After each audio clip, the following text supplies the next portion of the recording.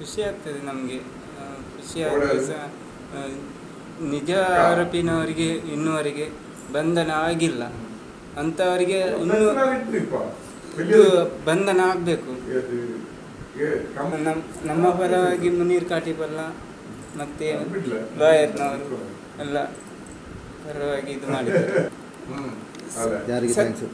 ಸತ್ಯ ನ್ಯಾಯ ಇದೆ, ಅದೇ ಇನ್ನು ಸತ್ಯ ಸಿಗಬೇಕು. ಅದಕ್ಕೆ ಇದು ಯಾವ ತನಿಖೆ ಬೇಕಿದ್ರೆ ಆಗಬೇಕು.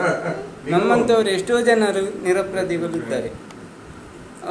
ಅವರಿಗೆ ಇನ್ನೊಮ್ಮೆ ನಮ್ಮಂಥವರಿಗೆ ಇನ್ನೊಬ್ಬರಿಗೆ ಶಿಕ್ಷೆ ಆಗಬಾರ್ದು. ನಮ್ಮ ಹಾಗೆ ಇನ್ನೊಬ್ಬರಿಗೆ ಶಿಕ್ಷೆ ಆಗಬಾರ್ದು.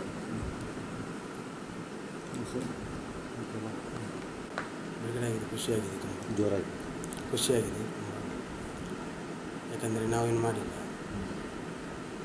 ಅಮಾಯಕ ಅವರು ನಾವು DFIಯಿಂದ ನಿರಂತರ ಹೋರಾಟ ಮಾಡಿ ನಾವೊಂದು ಬಿಡುಗಡೆಯಾಗಿದ್ದೀವಿ.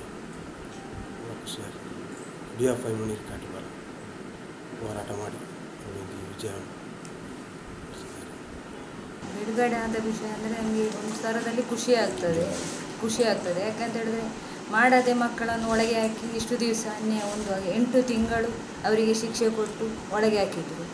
ತಾಯಂದಿರು ಕಣ್ಣ ನೀರು ಹಾಕಿಸಿದರು. ಮಾಡಿದವರು ಇನ್ನೂ ಸಹ ಸಿಗಲಿಲ್ಲ. ಪೊಲೀಸ್ನವರಿಗೆ ಇನ್ನೂ ಸಹ ಹಿಡೀಲಿಕ್ಕೆ ಆಗಲಿಲ್ಲ ಅವರನ್ನು. ಮತ್ತು ನಮಗೆ ಕಾಟಿಪಲ್ಲ ಮುನೀರಿದ್ದು ಪರಿಚಯ ಆಯಿತು.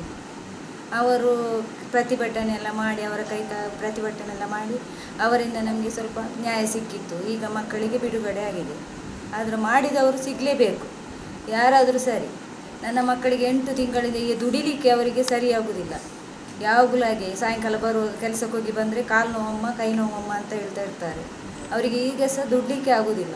ನಾವೇ ಸಾಕಿ ಈಗ 4 ವರ್ಷದಿಂದ ಕೋರ್ಟಲ್ಲಿ ಓಡಾಡಿ ಸಾಕಾಗೋಯಿತು. ಇವತ್ತಿಗೆ ನನಗೆ ಮಕ್ಕಳಿಗೆ ಬಿಡುಗಡೆ ಆಗಿದೆ.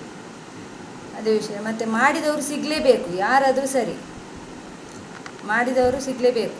2014ರ ಬಹುಶಃ ಏಪ್ರಿಲ್ ತಿಂಗಳಲ್ಲಿ ರಾಜೇಶ್ ಪೂಜಾರಿ ಎಂಬಂಥ ಬಜರಂಗ ದಳದ ಮುಖಂಡ ಮತ್ತು ಆಟೋ ಡ್ರೈವರ್ ಕೊಲೆಯಾಗಿತ್ತು.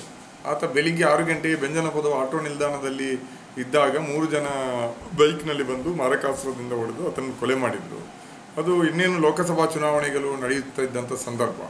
ಆ ಸಂದರ್ಭದಲ್ಲಿ ವಿಶ್ವ ಹಿಂದೂ ಪರಿಷತ್ತು ಬಜರಂಗ ದಳದ ಮುಖಂಡರುಗಳು 48 ಗಂಟೆಗಳ ಒಳಗಡೆ ಆರೋಪಿಗಳನ್ನು ಬಂಧನ ಮಾಡಲಿಲ್ಲ ಅಂದರೆ ನಾವು ಬಂಟ್ವಾಳ ಬಂದ್ ಮಾಡ್ತೀವಿ, ಜಿಲ್ಲಾ ಬಂದ್ ಮಾಡ್ತೀವಿ ಅನ್ನೋ ರೀತಿಯಲ್ಲಿ ಒಂದು ರೀತಿಯಲ್ಲಿ ಜಿಲ್ಲಾಡಳಿತವನ್ನು ಒಂದು ಹೆದರಿಸುವಂಥ ಕೆಲಸವನ್ನು ಮಾಡಿದರು. ಆ ಟೈಮಲ್ಲಿ ಪೊಲೀಸ್ ಇಲಾಖೆ 2 ತಂಡಗಳನ್ನು ಮಾಡಿ ಆರೋಪಿಗಳನ್ನು ಬಂಧನ ಮಾಡುವ ಪ್ರಯತ್ನವನ್ನು ಮಾಡಿತು. ಆದರೆ ಆಗಿದ್ದಂಥ ಲಿಂಗಪ್ಪ ಪೂಜಾರಿ ಅನ್ನುವ ಇನ್ಸ್ಪೆಕ್ಟರ್ ನೇತೃತ್ವದ ತಂಡ ಬಂಧನ ಮಾಡಿದ್ದಂತೂ ಈ ಅಮಾಯಕವಾದಂಥ 3 ಯುವಕರನ್ನು ಬಂಧನ ಮಾಡಿ ಇವರೇ ಕೊಲೆ ಮಾಡಿದಂತ ಹೇಳಿದರು. ಆದರೆ ಕೊಲೆ ಮಾಡಿದಂಥ ದಿವಸ 6 ಗಂಟೆಗೆ ಇವರಿನ್ನೂ 3 ಜನ ಕೂಡ ಮನೆಯಲ್ಲೇ ಇದ್ದರು ಮತ್ತು ನಿದ್ರೆ ಮಾಡ್ತಾಯಿದ್ರು. ತಮ್ಮ ಕುಟುಂಬದ ಸದಸ್ಯರ ಜೊತೆಯಲ್ಲಿ ನಿದ್ರೆ ಮಾಡ್ತಾಯಿದ್ರು. ಕೊಲೆಯಾದ ವಿಚಾರ ಗೊತ್ತಾಗಿ ಅವರ ಮನೆಯಲ್ಲಿ ಊರಲ್ಲಿ ಕೊಲೆ ಆಗಿದೆ ಅಂತ ಮನೆಯವರೇ ಎಬ್ಬಿಸಿರುವಂಥದ್ದು. ಆದರೆ ಈ BJP ಸಂಘ ಪರಿವಾರದವರು ಬಂದ್ ಕರೆ ಕೊಟ್ಟ ಮತ್ತು ಒಂದು ಸಮಯದ ಮಿತಿಯನ್ನು ಹೇರಿದ ಹಿನ್ನೆಲೆಯಲ್ಲಿ ಈ ಕ್ರಿಕೆಟ್ ಆಡ್ತಾ ಇದ್ದಂಥ ಹುಡುಗರನ್ನು ಬಂಧಿಸಿ ಇವರೇ ಕೊಲೆಗಾರರು ಅನ್ನೋ ರೀತಿಯಲ್ಲಿ ನಿರೂಪಿಸುವ ಪ್ರಯತ್ನವನ್ನು ಮಾಡಿದರು. ಅದರಲ್ಲಿಯೂ ಕೂಡ ಇದರಲ್ಲಿ ಹುಸೈನ್ ಅನ್ನುವನು ಆತನ ಕೆಲಸ ಮನೆಗೆ ಹೋಗಿ ಕತ್ತರಿ ಸಾನೆ ಹಾಕೋದು, ಸ್ಟೀಲ್ ವೂಲು, ಪಿನಾಯಿಲ್ನಂಥ ಇವುಗಳನ್ನು ಮಾರಾಟ ಮಾಡಿ ಬದುಕುವಂಥದ್ದು. ತೀರಾ ಬಡವರು. ಇನ್ನಿಬ್ಬರು ಹುಡುಗರು ಅದೇ ರೀತಿಯಲ್ಲಿ ಕೂಲಿ ಕೆಲಸಗಳನ್ನು ಮಾಡಿಕೊಂಡು ಲಾರಿಗಳಲ್ಲಿ ಕ್ಲೀನರ್ ಆಗಿ ದುಡಿತಾ ಇದ್ದಂಥವರು. ಆ ಸಂದರ್ಭದಲ್ಲಿ ಇವರಿಗೆ ನ್ಯಾಯ ಕೊಡಿಸಲು ಯಾರೂ ಮುಂದಾಗಲಿಲ್ಲ. ಕೊನೆಗೆ ನಾವು ಈ ವಿಚಾರವನ್ನು ನಮ್ಮ ಹತ್ರ ಅವ್ರು ಬಂದು ಎಲ್ಲ ವಿಚಾರಗಳನ್ನ ಹೇಳಿದ ಮೇಲೆ ನಾವು ಒಂದು ಸತ್ಯಶೋಧನಾ ಸಮಿತಿ ಮಾಡಿ ಇವರು ಇನ್ನೋಸೆಂಟು ನಿರಪರಾಧಿಗಳು ಅನ್ನೋದನ್ನು ತಿಳ್ಕೊಂಡ ಮೇಲೆ ಈ ಪ್ರಕರಣದಲ್ಲಿ ಇವರನ್ನು ಜೈಲಿಂದ ಹೊರಗಡೆ ತರಬೇಕು, ಬಿಡುಗಡೆ ಮಾಡಬೇಕು ಮತ್ತು ನೈಜ ಆರೋಪಿಗಳನ್ನ ಬಂಧನ ಮಾಡಲಿಕ್ಕೆ ಉನ್ನತ ಮಟ್ಟದ ತನಿಖೆ ಮಾಡಬೇಕು, CBI ತನಿಖೆ ಮಾಡಬೇಕು ಅಂತ ಹೋರಾಟವನ್ನು ಮಾಡಿದ್ವಿ. ಹೋರಾಟದ ಭಾಗವಾಗಿ ಜಿಲ್ಲಾಧಿಕಾರಿ ಕಚೇರಿ ಮುಂದೆ ಮೆರವಣಿಗೆಗಳನ್ನ ಮಾಡಿದ್ದೀವಿ. ಹಗಲು ರಾತ್ರಿ ನಿರಂತರವಾದ ಪ್ರತಿಭಟನಾ ಸಭೆಗಳನ್ನು ಮಾಡಿದ್ದೀವಿ, ಧರಣಿ ಮಾಡಿದ್ವಿ. ಕೊನೆಗೆ ಉಸ್ತುವಾರಿ ಸಚಿವರಾದಂಥ ರಮನಾಥ್ ರೈ ಮನೆಗೆ ದೊಡ್ಡ ಮೆರವಣಿಗೆ ತಗೊಂಡೋಗಿ ಮನೆಗೆ ಮುತ್ತಿಗೆ ಹಾಕುವಂಥ ತೀವ್ರ ಹೋರಾಟದ ನಂತರ ಪ್ರಕರಣದ ಮರುತನಿಖೆಗಾಗಿ CIDಗೆ ಹಸ್ತಾಂತರ ಮಾಡಿದರು. ಅಷ್ಟೊತ್ತಿಗೆ ಇವರು ಬಂಧನ ಆಗಿ ಬಹುತೇಕ ಒಂದು 5-6 ತಿಂಗಳು ಕಳೆದಿತ್ತು.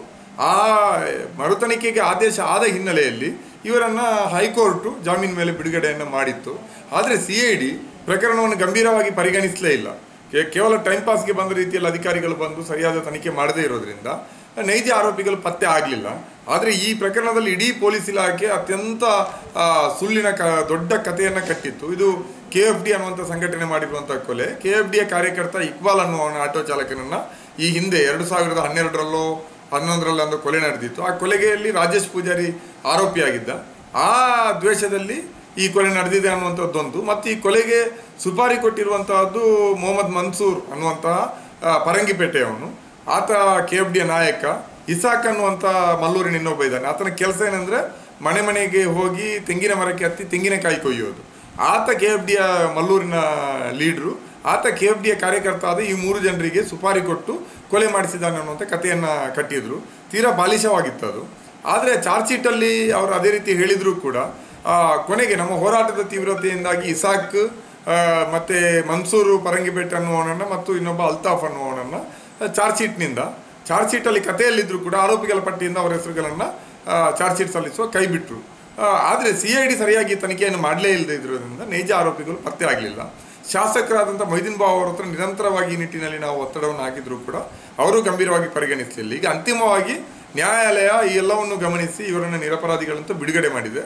ನಮಗೊಂದು ಖುಷಿ ಇದೆ, ಈ ರೀತಿ ಒಂದು ನಿರಪರಾಧಿಗಳು ಇವತ್ತು ನ್ಯಾಯಾಲಯದಿಂದ ಖುಲಾಸೆಗೊಂಡಿದ್ದಾರೆ ಮತ್ತು ಅದರಲ್ಲಿ ನಮ್ಮ ಹೋರಾಟದ ಪಾತ್ರ ಇದೆ ಅನ್ನುವಂಥದ್ದು. ಆದರೆ ಭಾಳ ಮುಖ್ಯವಾಗಿ ಇಲ್ಲಿ ನೈಜ ಆರೋಪಿಗಳು ಅಂದರೆ ದಕ್ಷಿಣ ಕನ್ನಡ ಜಿಲ್ಲೆಯಲ್ಲಿ ಧರ್ಮಾಧಾರಿತ ಕೊಲೆಗಳು ರಿವೆಂಜು ಸರಣಿಯಾಗಿ ನಡೀತಾ ಇದೆ. 10 ಜನ ಈ ರೀತಿಯಲ್ಲಿ ಧರ್ಮಾಧಾರಿತವಾದ ದ್ವೇಷದ ಕೊಲೆಗಳಿಗೆ ಬಲಿಯಾಗಿದ್ದಾರೆ. ಬಹುಶಃ ಈ ರೀತಿಯಲ್ಲಿ ಅಮಾಯಕರನ್ನು ಈ ಕೇಸ್ಗಳಲ್ಲಿ ಫಿಕ್ಸ್ ಮಾಡ್ತಾ ಇರೋದ್ರಿಂದಲೇ ನೈಜ ಆರೋಪಿಗಳನ್ನು ಬಂಧನ ಮಾಡಲಿಕ್ಕೆ ಸಾಧ್ಯ ಆಗದೆ ಮತ್ತಷ್ಟು ಕೊಲೆಗಳಿಗೆ ಅದು ಪ್ರೇರಣೆ ಆಗಿದೆ.